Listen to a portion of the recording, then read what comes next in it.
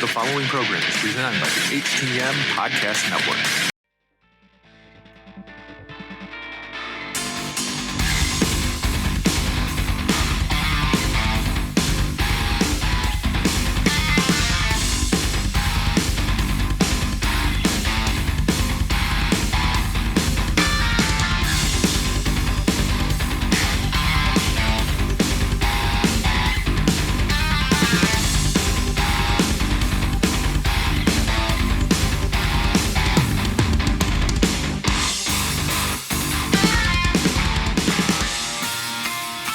Welcome to another episode of Turnbuckle Talk, powered by thegorillaposition.com and a proud part of the Roar Network.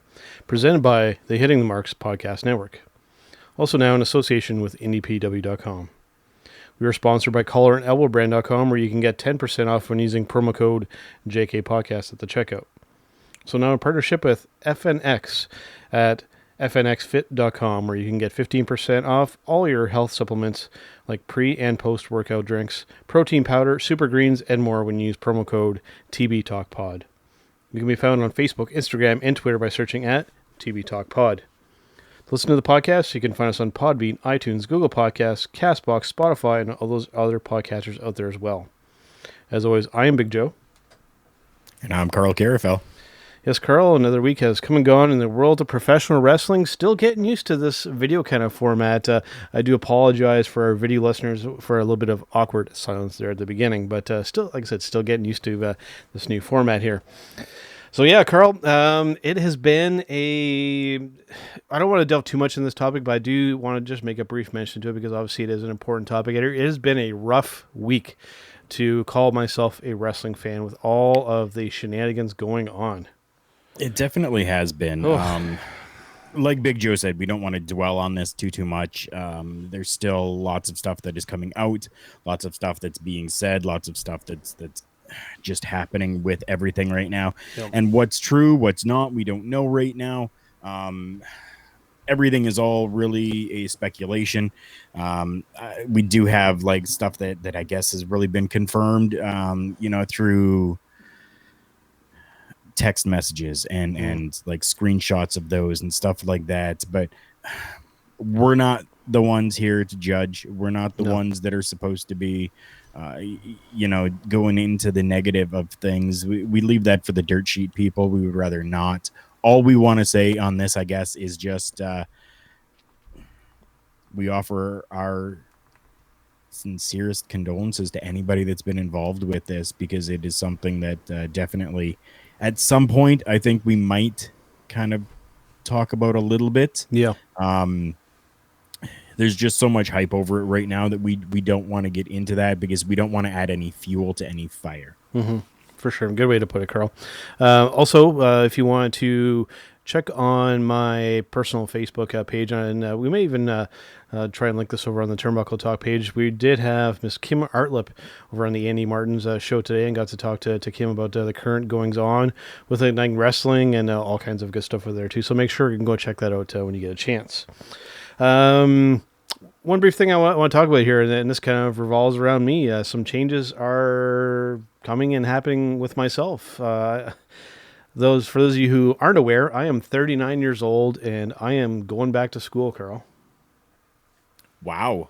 Right? For what? Going back for what? Going to the Toronto Film School. I have been accepted to the film production program at the Toronto Film School, probably one of the premier schools in Canada when it comes to this program. So really looking forward to it, and hoping to pull off a bit of a project once that's all said and done. When I get into that course, I'm going to have access to some resources, and working on something that is going to tie into that, and of course professional wrestling, which is why of course I'm bringing it up on Turnbuckle Talk, looking to put together something a little bit special with some people that we know, and hopefully it can all come to fruition, because it's something I'm pretty excited about.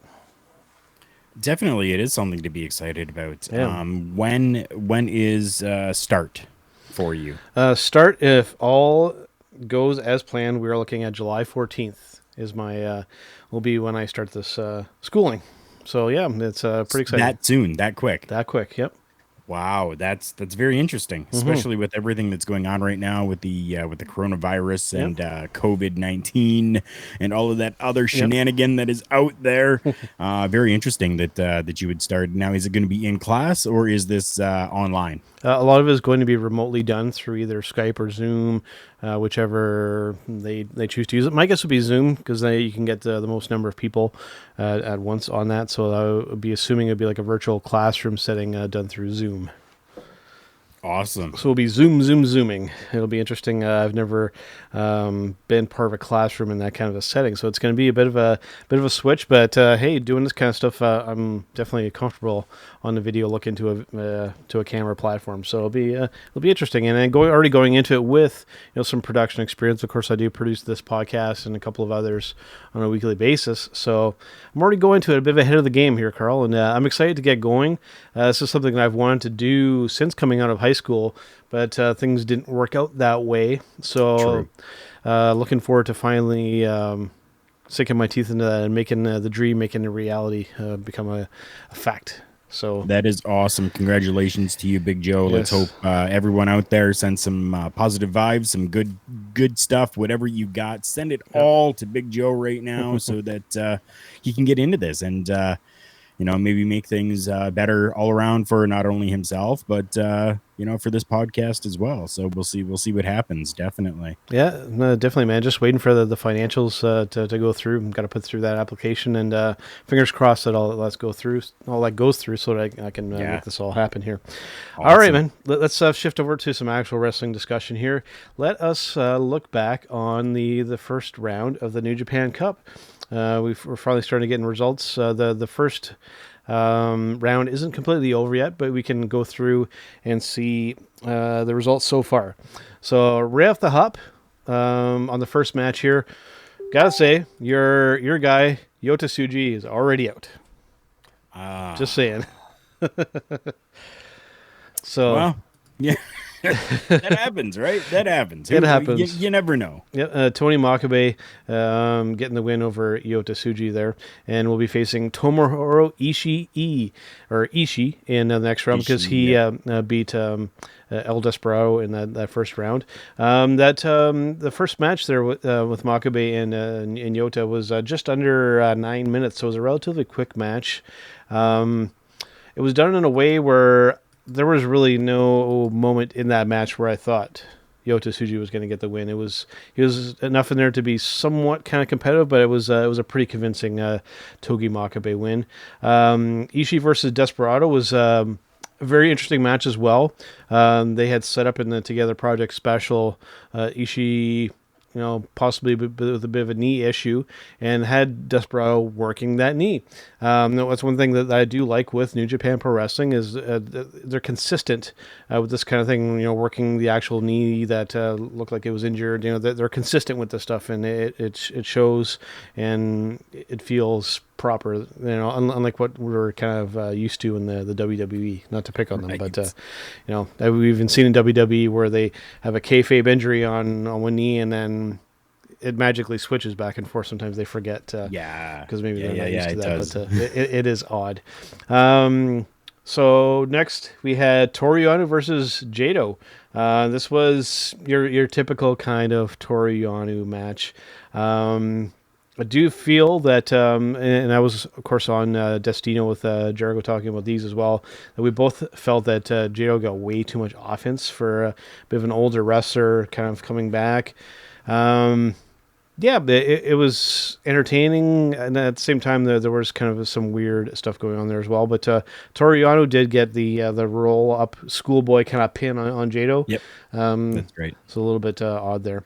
Next up, we had Hanma versus Hiromu Takahashi, and this was an interesting one here. This was a very entertaining match. Good to see Hiromu back in the ring doing his crazy high-octane stuff that he always does. And then Hanma is an interesting character. It looks like he was not necessarily on the best diet on the time off. He's got a bit of a gut going on there, but he's an interesting character. He does that kind of deadfall kind of headbutt type of thing there. And there were a few times during that match that I thought he legitimately cracked his head off that mat and was left cringing. But it's New Japan. They make it look so convincing. Next up, we had Okada versus Gato. Just before that, yeah. So just so that everybody knows, coming out of that now, we have Yano versus Takahashi. That's going to be happening June 24th. Yeah. The first one that you had talked about, Togi and Ishii, that's going to be happening June 24th as well. Correct. So I just wanted that people kind of kept all of that in the loop. For sure. So we did have, like I said, Kazuchika Okada versus Gato. This was a strange one here, Karl. This did not necessarily feel like New Japan Pro Wrestling. This felt like whoever was booking this thing and laying this thing out was watching a little too much Western professional wrestling entertainment, so to speak. It was an odd one, which is interesting considering that one half of this match is actually the booker for New Japan Pro Wrestling. Gato is the booker over there. So it was a very odd, and it didn't feel, it felt so out of place on this show in this tournament so far. So a bit of an odd one there. Okada getting the win via submission over Gato, which was also kind of a surprise. No Rainmaker finishing move in this match, and then with a submission. This was definitely another strange one. Next up we had, this one is one that I had circled right from seeing these brackets here, Karl. We had Yuji Nagata versus Minoru Suzuki, and what could only be described as two guys just beating the ever-loving piss out of each other. I had made the reference here that, especially in this match, that we go from New Japan Wrestling, where we have wrestlers beating the piss out of each other, whereas over in WWE, we're throwing fake piss at each other. So, so it's very interesting. We're seeing both sides of the coin here, kind of inadvertently, I guess.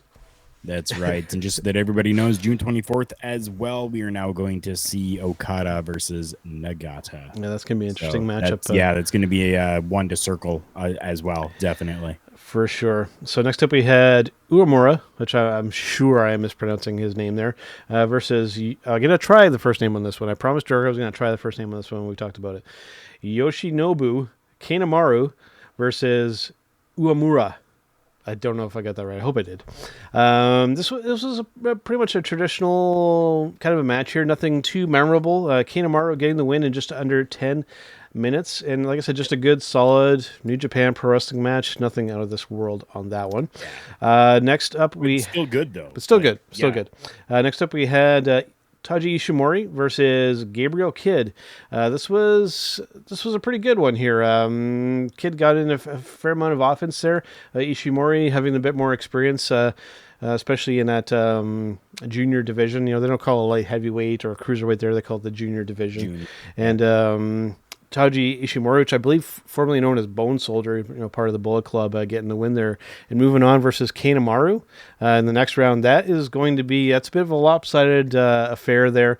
Kanemaru definitely has the size advantage, so that's going to be an interesting one there. And that is the 24th as well. 24th as well, correct. Then we had Hiroshi Tanahashi, the Ace, versus Tai Chi. This was not how I was expecting this to kind of go here. I thought Tanahashi was going to get the win on this, but the Ace gets knocked out of the first round, Karl. Right? Very, very interesting move. Honestly, didn't even see that coming. But super interesting. Wow. Yep, giving Tai Chi the rub here. I've never really been all that high on, but clearly they wanted to go with something a little bit different there. Next up we had, this is another marquee matchup for this event here, Karl. We're talking Kota Ibushi versus Zack Sabre Jr. And this was pretty darn special, I got to say. This was pretty interesting here. Kota Ibushi getting the win. I didn't really necessarily, I mean, it's really hard to pick from both guys. But Ibushi getting the win there, and very interesting, yeah. Yep. So again, we're not seeing either Suzuki or Zack Sabre Jr. moving on in this tournament, which honestly I'm a little disappointed about that. But we're going to have Tai Chi versus Kota Ibushi in the next round, also on that June 24th as well. That's July 1st. That was July 1st. Okay. Yes. All right.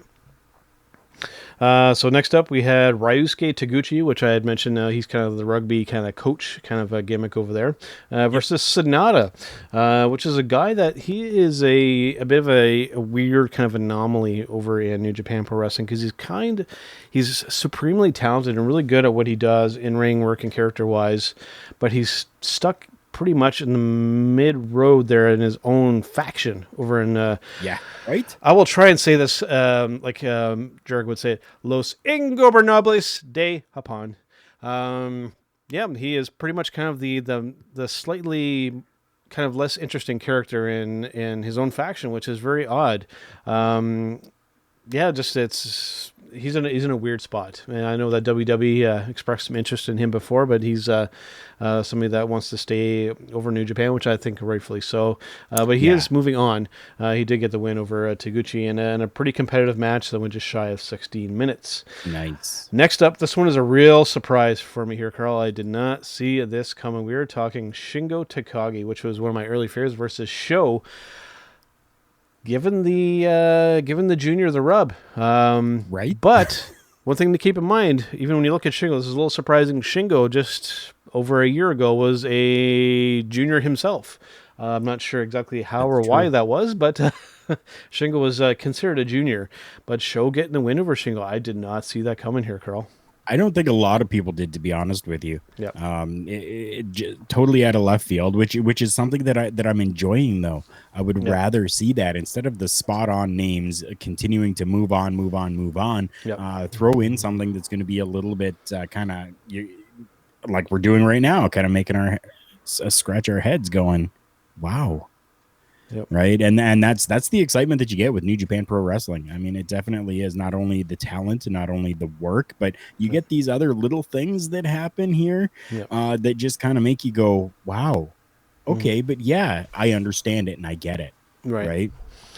So yeah, we're gonna have Sonata versus Sho in that next round. So there are July still 1st. July 1st. Yeah, there are still some other first round matchups to happen. I believe that those will happen tomorrow, the day that this releases. Actually, we're gonna have Hiroyoshi Tenzan versus Yoshihashi. That's a bit of an interesting one.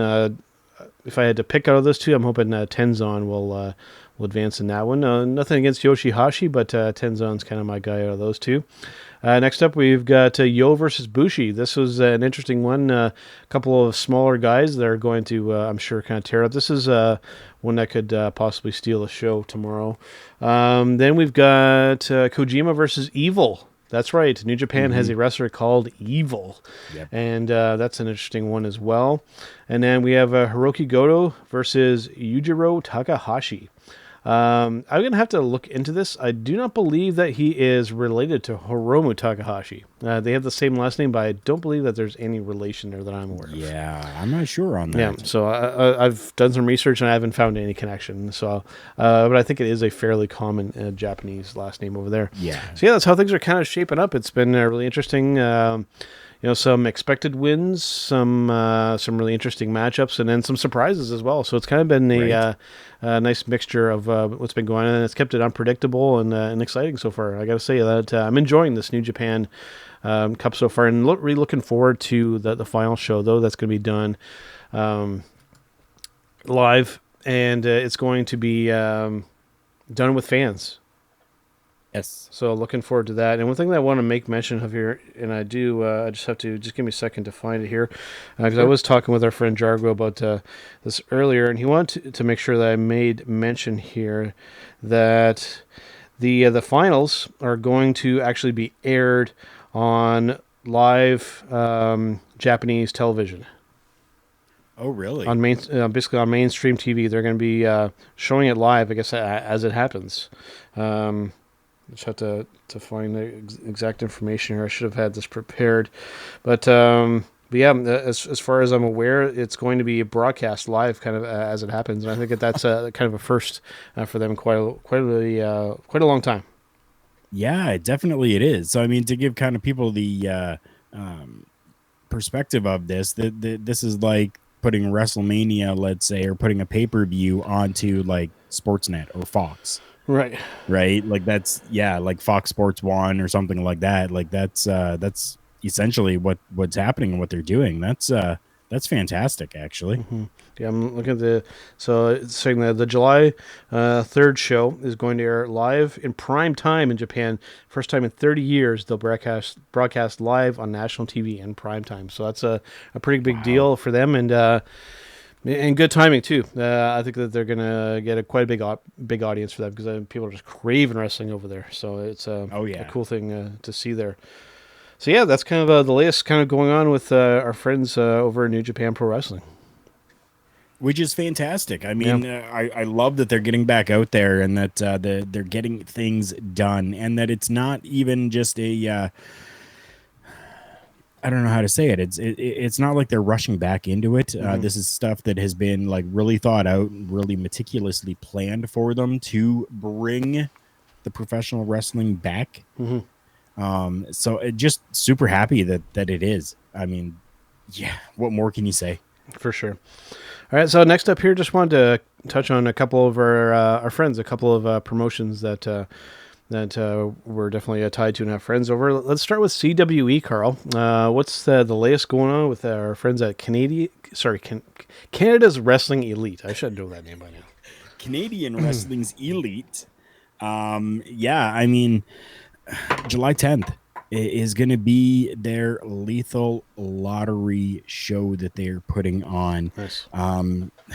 Gotta say, it's going to be, especially for Canada, some really phenomenal names right now that have kind of put their hat into this Lethal Lottery. You're looking Danny Duggan. Okay, 4-time CWE champion Danny Duggan. Let's see here. If I'm not if I'm not mistaken, they're going to have Shane Douglas and Vampiro on that tour, correct? No, that's changed. Okay. No, it hasn't changed. Oh, okay. That's a different tour that's happening. Gotcha. Yes. Rob Stardom is going to be part of the Lethal Lottery. This is just like a single pay-per-view type of event that they're doing. Now I got you. On July 10th itself. Let's see who else here. Sean Martins, the headline. Sean Martins. Let's see here. Johnny Malibu, limited edition. Johnny Malibu, the Boston Bruiser, Kevin O'Doyle, the Zombie Killer, Mentalo. Nice. Yeah, like phenomenal names coming out of this, and then making history. Alex Zwicker, the first female that will be involved in the Lethal Lottery. So nice. Yeah, like Very this cool. is this is great right now. I'm super excited for this. I'm hoping that Danny is going to allow that some of it be kind of videotaped and then put out there for us afterwards. He did amazing with all of his live streams that he was doing with CWE and being in lockdown and only having a few people that they could actually have in the studio. But I mean, everything is falling and fitting into place for him right now. I mean, just amazing stuff right now. Something else coming out of this, if you are in the Winnipeg area, go and check out Canadian Wrestling's Elite. If you are looking at becoming a professional wrestler, big news for you. We're looking August 1st. CWE's Elite Wrestling Academy is accepting new students for August 1st. Nice. They say with the world setting back into the into routine, Canadian Wrestling's Elite is going to be doing the same thing. So the Elite Wrestling Academy is their breeding grounds, I guess you could say, for the next aspiring professional wrestler. Training schedule is pretty rigorous. There's monthly memberships that are available. The training program is a 12-month program with students receiving access to all available classes and open ring sessions. yeah, I mean, Monday 6 to 9, you got stuff with Lucha Libre and Perusu class with Mentolo. Yes. Tuesday 6 to 9, beginner class with AJ Sanchez, the Canadian Crusher. Intermediate advanced class the next night with Danny Duggan. Beginner class with AJ Sanchez again on Thursday. Friday, open ring for all experience levels. Saturday, beginners class with AJ Sanchez from noon to 3, 3 to 5, history of pro wrestling with Dr. Marty Goldstein. 5 to 8, we're looking open ring for all experience levels. And Sunday, like it's like every single day of the week. Sunday, noon to 2 is promo class, marketing, and realities of pro wrestling with Shane Madison, with the Mecca Shane Madison. Starting in September, it looks like that is when that's going to be happening. So needless to say, they have a lot going on, Karl. And they definitely do. And that's on top of still promoting for their fall tour that will be happening, which you had alluded to a little bit there, where they will be having Shane Douglas as well as Vampiro. Vampiro, a Canadian guy living in Thunder Bay, Ontario. That's actually where he is right now. He is in Thunder Bay. Yes. And the two of them are the headliners that are going to be there for the next tour that is happening. So really looking forward to that as well. Like this upcoming tour is just going to be fantastic. I believe that they're actually calling it the Extreme Consequences tour that is happening, and they will be rolling through Sault Ste. Marie, which is going to be fantastic. I believe in November. They are coming through November 8th, 2020. So if you're in the Sault Ste. Marie area, make sure you come out for that. It's going to be happening at Sioux Blaster. Tickets starting at $20 for that. I mean, how can you go wrong for the CWE Extreme Consequences tour? And just give you an example, if you want to know a little bit more about CWE, make sure and check their website and check out their Facebook. And you can see posts like this one that I'm looking at right now. If you're wondering how many, and if they've had any kind of big names kind of go through the company, let me just list off a few for you here. Maybe more than a few. We're talking. Wait. Don't go through all 125, though. No, we don't have time for that. Because we'll mention 125, right? But don't go through all of them. Just give us some big ones. I'll mention some standouts. We're talking Seth Rollins, Daniel Bryan, Kushida, Karrion Kross, of course, currently in NXT, Sanjay Dutt, Kenny Omega, Jake the Snake Roberts, Arn Anderson, and Tully Blanchard have both made appearances. We're talking Sabu, Tennille Dashwood, Jordan Grace, PJ Black, Angelina Love, Matt Taven, one of my personal favorites, Vincent, Nick Aldis, Honky Tonk Man, Tito Santana, Bushwhacker Luke, and the list goes on, Karl. So a lot of the marquee names in professional wrestling have appeared for CWE. So at some point, you go to a CWE show, you're probably going to see at least one of these legends or one of these marquee people. Oh, yeah, definitely. At some point you will. And I mean, this is names that started right before they became big.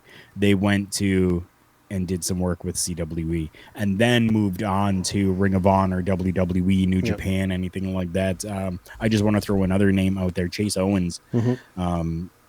A fantastic worker over in New Japan Pro Wrestling, part of the Bullet Club.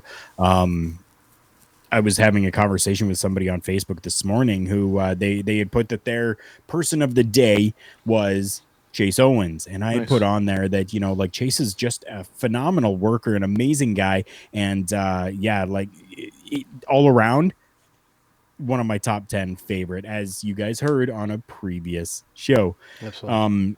And this guy came back and he's like, definitely, I agree with you. Top 10. I don't understand how he isn't a champion over in New Japan right now. Whether it's, the junior heavyweight, whether it is, because he's listed at 205. Right. Whether it's the Never Open Weight, whether it's part of a tag team, somehow, some way, it's just very shocking that he has not held the championship. For sure. So, but yeah, like just phenomenal names coming out, and it's not just the legend names.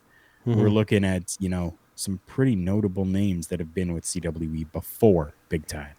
Absolutely. I also wanted to make mention of our friends over at Ignite Wrestling. I had mentioned earlier today, that we're on the day that we're recording here.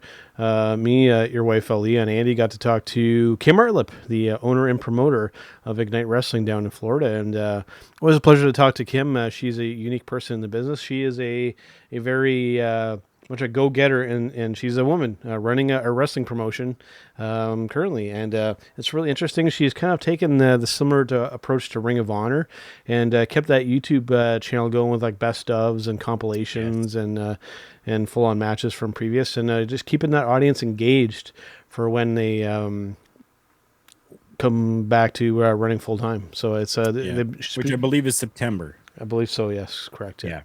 So really looking forward to that, and like I said, just great job from Kim of keeping the audience engaged during this off-season, kind of, so to speak. It's of course, we know for people in that position, wrestling companies in that position, it's been an extremely tough time.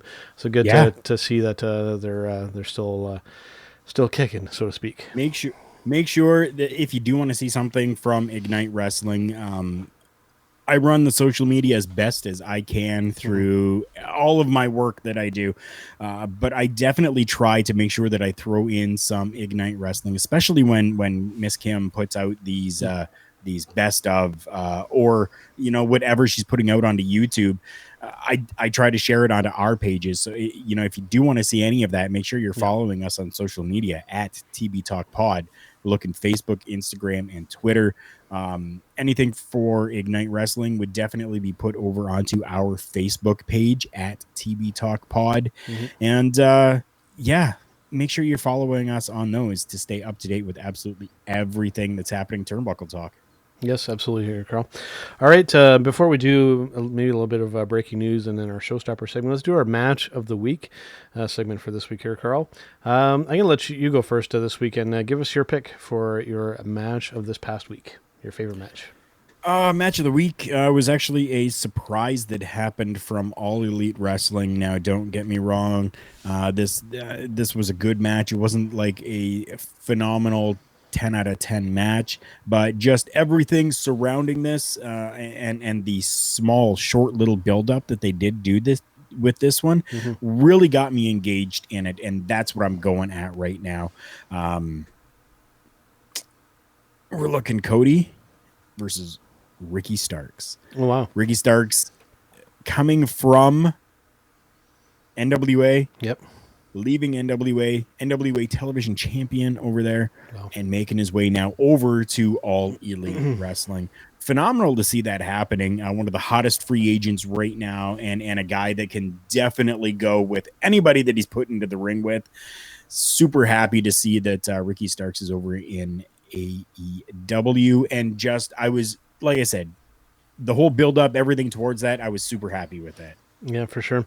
Yeah, I'm definitely a little bit behind on definitely on the WWE stuff and a little bit of the AEW stuff I haven't watched in a couple weeks because, Karl, I have really been sinking my teeth into New Japan Pro Wrestling now that they're back up and running. So having said that, my match of the week is coming from New Japan Pro Wrestling from the first round of the New Japan Cup, and we are talking Minoru Suzuki versus Yuji Nagata. This is a match that you just have to go and watch. It's just two guys just going at it until the other one says, I can't take it no more. This is essentially... It's pretty typical, though. These are two guys that enjoy just beating the crap out of each other, Karl. This was really something. If you haven't had a chance to watch this, and if you some of our listeners haven't had a chance to, just go and watch this. Go and watch it. Yeah, somehow, some way, find it. I'm sure that it's illegally. There are ways for you to go and check it out, definitely. Yeah, I mean, got to give a shout out here to our friend Don Lewis. He's been chatting it up with us here, and You know, I haven't even seen these comments here, Karl. I missed out on these. That's one thing I will say with StreamYard. Can't wait to watch all great wrestling that comes out when they start back up. He agrees with you. He feels like you when it comes to the WWE. And then right now, for him, anything AEW, he's on the edge of his seat with it all. So, yeah, just phenomenal. Roxana. Who will break Flair's record, Cena or his daughter? Ooh. Well, let's have the discussion here, Karl. Why not? Oh, yeah. If I had to guess, I mean, Cena's definitely got the head start, but I mean, Cena's kind of out of the game right now. So, but with Charlotte, I don't know. I mean, she got the name, so they may want to do that, but it would be definitely a different category.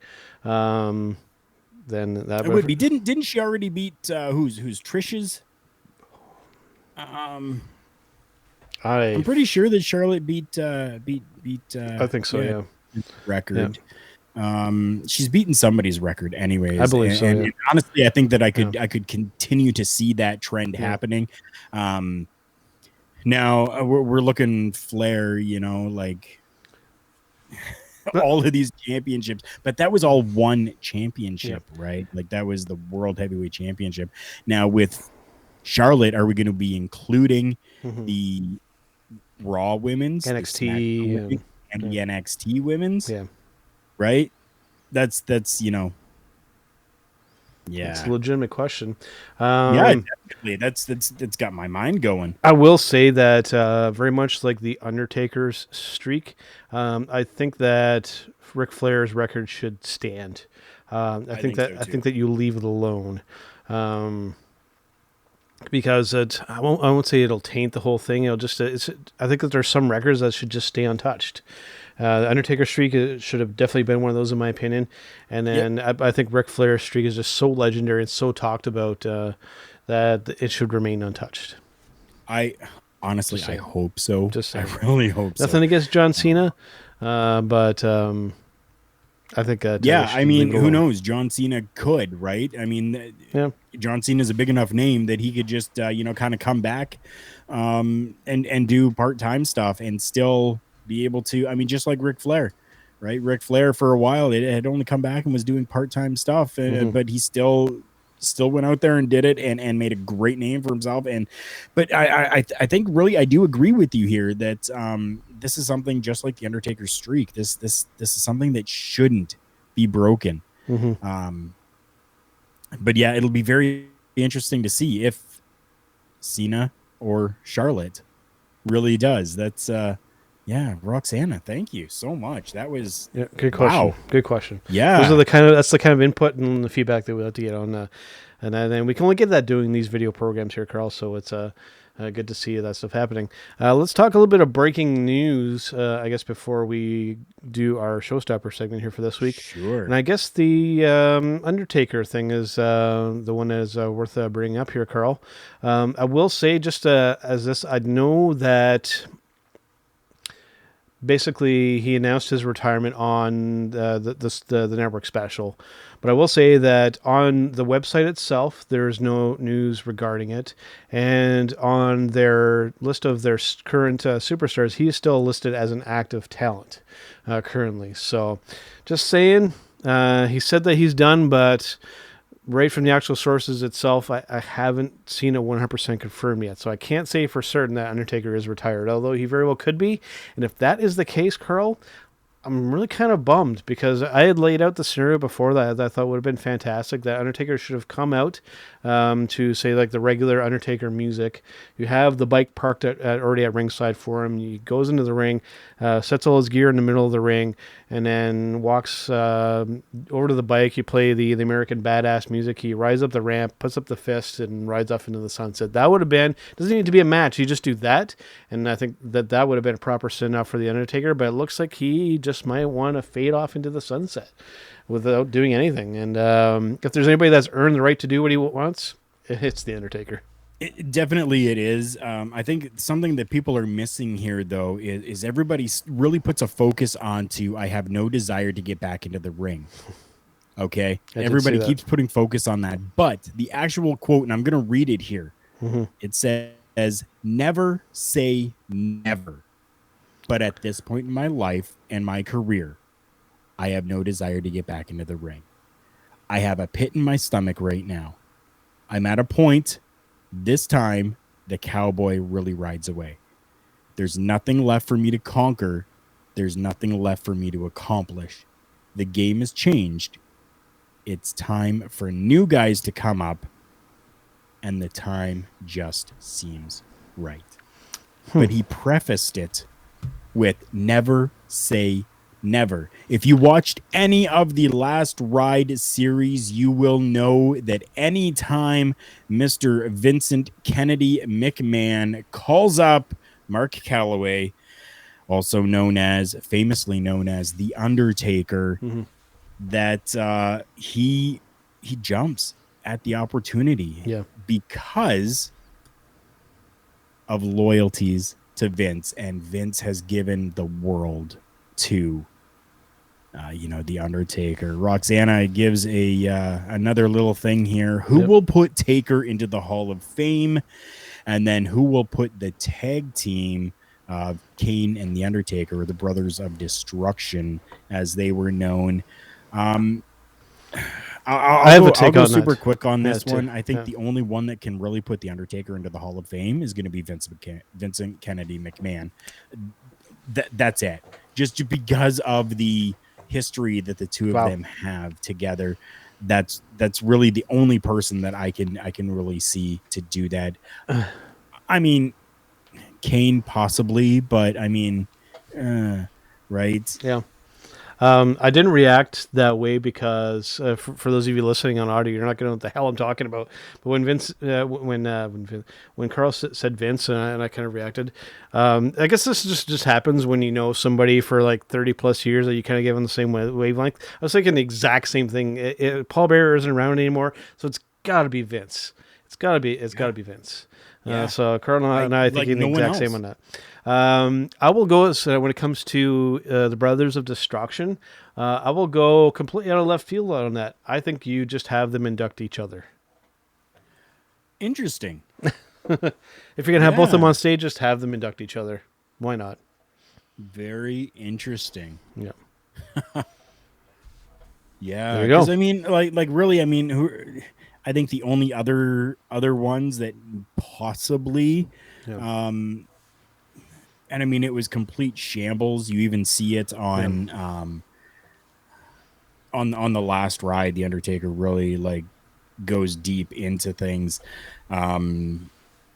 Shawn and Hunter, like maybe to induct the Brothers of Destruction. Other than that, I think inducting each other. That would be an interesting move. When it comes to Undertaker, though, I think it either has to be Paul Bearer or Vince. And unfortunately, Paul Bearer is no longer with us. But he would have been the only other logical choice, I think. Our friend Don saying Sting. That would only work if they were going to set up a potential match, which, I mean, we've talked about that before. I'm personally done beating that dead horse of match with those two guys. It's too late. It's too late, especially for Undertaker. It's too late. Sting maybe that's quite the stretch, but no. I think it's the wrong move.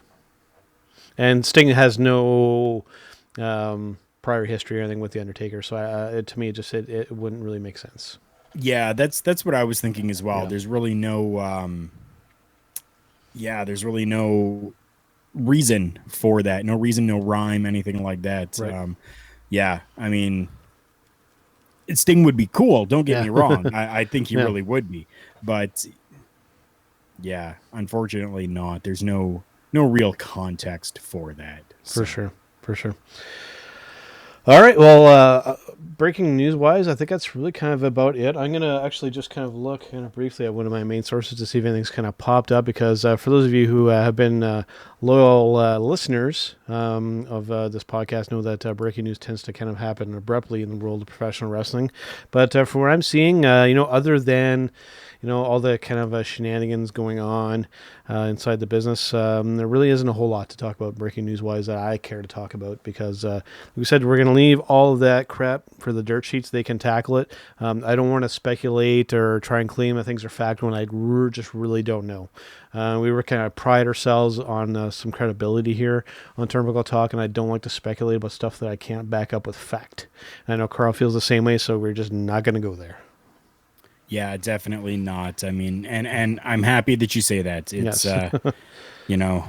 It's been a hallmark of our definitely podcast for a long time, Karl, that we try and present things that we know and are knowledgeable about. But if we can't back it up with fact, at least from multiple sources, or if not from the source, we try not to elaborate or speculate on stuff that we just can't back up. That's right. It's really to keep some credibility around here.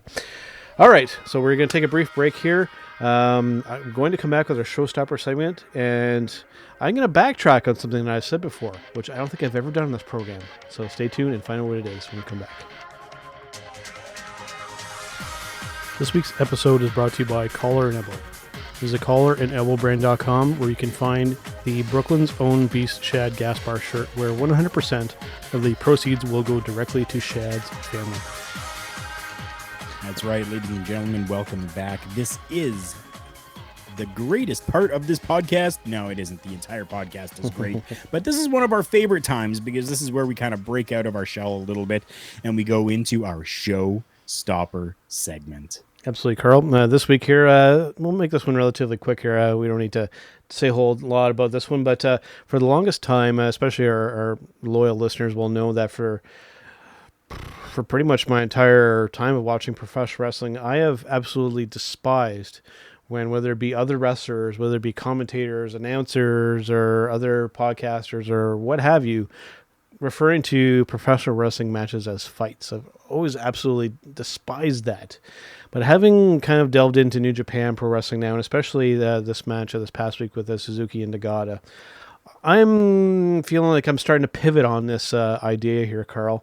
And I'm thinking that going for more of a fight-like feel, especially, given the death of kayfabe and whatnot, that this is a possible avenue to kind of freshen up professional wrestling a little bit, to go for more of that fight kind of feel. Definitely, I agree. This is something that UFC has done for a while. They bill everything as a fight, right? And I mean, I'm okay with that. If it's gonna attract people, if it's gonna bring the crowd, if it's going to kind of give a more of a big fight feel to it, then I'm cool with that. Yeah. I'm definitely okay with it. Yep, it's working for New Japan Pro Wrestling. There are some people that. One weird reference that I always tend to kind of see about, especially WWE people talking about New Japan Pro Wrestling, is they always refer to it as karate wrestling. I don't see that in that, other than it's taking place over in Japan, and that people associate Japan with karate. I don't understand that thought process, but for me, it's just pure. It's a pure form of professional wrestling, and when it comes to the crowd. Well, we've mentioned before that they definitely react different from the North American crowd, and I feel that this is an approach that if WWE wants to go that route too, I would be a little kind of concerned that it would start to look a little too phony, especially in the WWE kind of context. But it's one of those things we'll just have to wait and see. We definitely see it going on in other promotions. It's just a matter of, are the big companies going to kind of go down that path? We know that they're bringing in a lot of former MMA and a lot of combat sport talent over in WWE, so it could be a transition that they look to make. But historically, and especially, I will definitely single out Ronda Rousey. When you go from, especially somebody like myself that has watched a lot of MMA, and you see them do things a certain way, and then you see them make the transition over to professional wrestling, and then try to do those same things in a wrestling context, you can spot where it looks, I hate to use the word, Karl, but it looks fake. Right. It definitely does. Yeah. I mean, unfortunately, that's the way it comes across. It totally sucks, but that's totally the way it comes across. Yeah. Don Lewis says that when they refer to it as karate wrestling, he thinks that it's just the WWE talking down about New Japan Pro Wrestling. All right, Karl, I'm going to let you wrap up for this week because I have an incoming phone call. Okay, Karl? Sounds good. All right, everybody. Thank you so much for joining us this week on Turnbuckle Talk. We love the engagement that happened today. This has been absolutely phenomenal. Continue to do this for us. This makes it totally worthwhile for us. We're going to continue to bring you these video podcasts anyways, but this interaction has been fantastic. Thank you so much for that. Big Joe had to take off super quick. He's got an incoming phone call about what we talked about previously. So phenomenal stuff coming out for Big Joe here, especially when it comes to the world of broadcasting and the world of videography for him. So really excited about that. Definitely make sure you go and check out our friends over at collarandelbowbrand.com. As you can see, I'm wearing the hat, and today wearing one of the logo t-shirts as well. Our friends over at collarandelbow.com, collarandelbowbrand.com. They have amazing merchandise over there, and it is created and founded by former professional wrestler and owner of OVW, Al Snow. Make sure you go and check out collarandelbowbrand.com. Use promo code JKPodcast at the checkout. You're going to get yourself 10% off your entire order. As well, go and check out our friends over at phoenixfit.com. That is FNXfit.com, where you can get some of the best supplements in the world shipped directly to your house.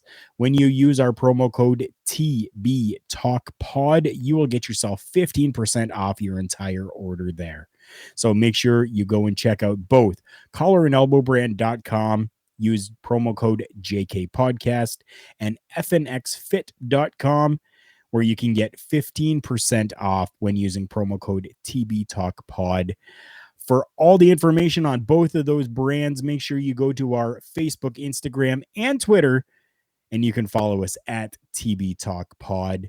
For Big Joe, who was on the phone this week, and myself, thank you so much again for joining us. This is episode 172 of Turnbuckle Talk. We have been around since 2015, and we will continue on strong.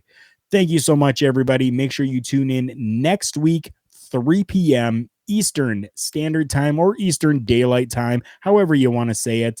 3 p.m. Mondays, we go live on Facebook and YouTube. Thank you so much again, everybody, and have a nice day. It's me. It's an honor to be the V. As you can tell in the background, we are out celebrating. That is what we do here at hittingthemarks.com. And I invite everyone to continue to tune in to Turnbuckle Talk, but check out all our other shows we have. You can find that all at hittingthemarks.com. Run.